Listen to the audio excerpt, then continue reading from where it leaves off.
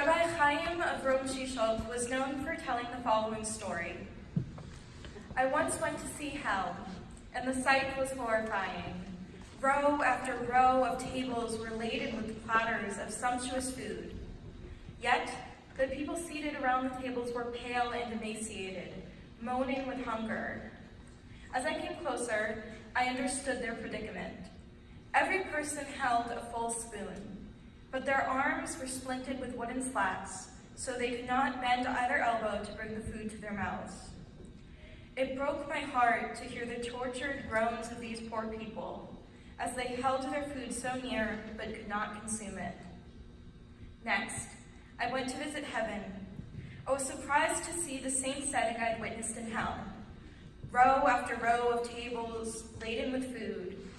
But, in contrast to hell, the people here in heaven were sitting contentedly, talking with each other, obviously sated from their sumptuous meal. As I came closer, I was amazed to discover that here too, each person had his arms splinted on wooden slats that prevented him from bending his elbow. How then did he manage to eat? As I watched, a man picked up his spoon and dug it into the dish before him. Then he stretched across the table and fed the person across from him. The recipient of this kindness thanked him and returned the favor by leaning back across the table to feed his benefactor. I suddenly understood.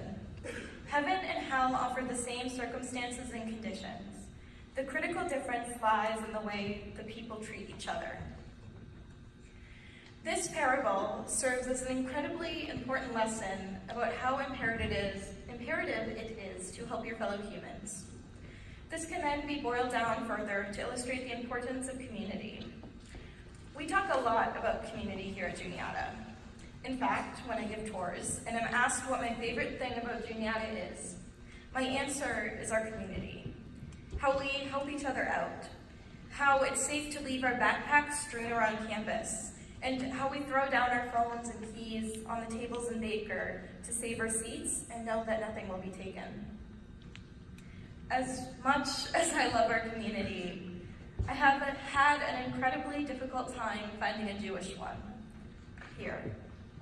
There just aren't that many Jews out here in the middle of Pennsylvania. A shock, I know. And when I made the decision to come to Juniata, I knew that there would be a small Jewish community. I just didn't quite realize how small it was and how difficult that would be for me. I grew up going to Shabbat services every Saturday, going to Hebrew school twice a week, and being very involved in my youth group. It was definitely a bit of a culture shock coming here. So what did I do to help fill this void? How did I search for my missing puzzle piece? I became involved in Hillel. I've been an officer in various roles since second semester freshman year. I dove headfirst into interfaith opportunities. I went with several other students to the Interfaith Youth Corps Convention my freshman year. I then helped to spearhead the formation of our own interfaith council on campus, Better Together. I went on an interfaith spring break service trip to New Orleans, where we did work in the lower 9th Ward and went to several different religious services. I found this amazing community of people devoted to interfaith work, coexistence, and tolerance, just like those bumper stickers say.